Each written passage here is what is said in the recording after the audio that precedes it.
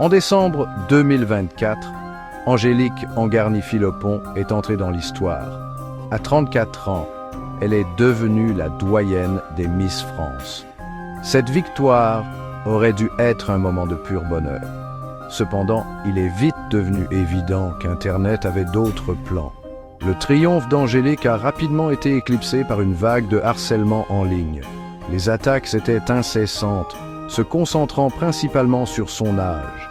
De nombreux commentaires étaient cruels, remettant en question son droit de représenter la France à son âge.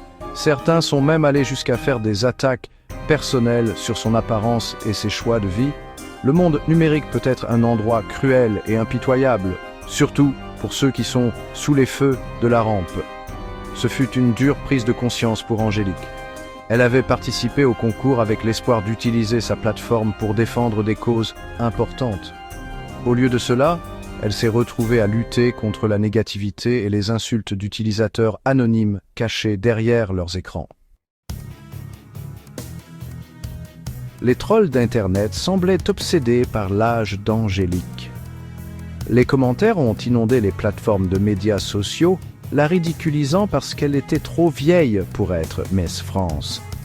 Ils l'ont comparée aux précédentes gagnantes, soulignant sa différence d'âge et faisant des remarques sarcastiques sur son apparence.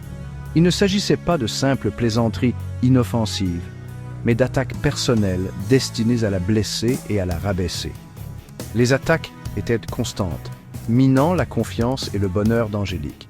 C'était un rappel brutal que l'agisme est bel et bien vivant, même dans une société qui prétend valoriser l'expérience et la maturité. Les commentaires ne se limitaient pas à son âge. Certaines personnes malveillantes en ligne sont allées plus loin, faisant des remarques blessantes sur sa famille et remettant en question sa capacité à représenter la France sur la scène internationale. Les attaques étaient incessantes et profondément personnelles. Alors qu'Angélique a essayé de rester forte face à ce cyberharcèlement, sa principale préoccupation est le bien-être de sa famille. Elle est profondément consciente que la négativité dirigée contre elle pourrait également avoir un impact sur ceux qu'elle aime le plus. Ses neveux, en particulier, sont une source d'inquiétude. Elle veut les protéger de la cruauté d'Internet et de la douleur qu'il peut infliger.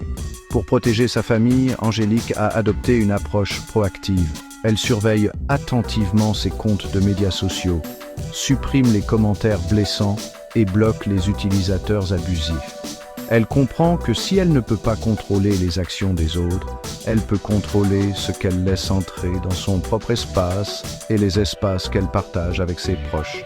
Cette vigilance constante a un prix. Il est épuisant émotionnellement d'être constamment sur ses gardes, filtrant la haine pour trouver de véritables messages de soutien. Pourtant, pour Angélique, le bien-être de sa famille est primordial. Elle est déterminée à les protéger des aspects toxiques d'Internet, même si cela signifie sacrifier une partie de sa propre tranquillité d'esprit.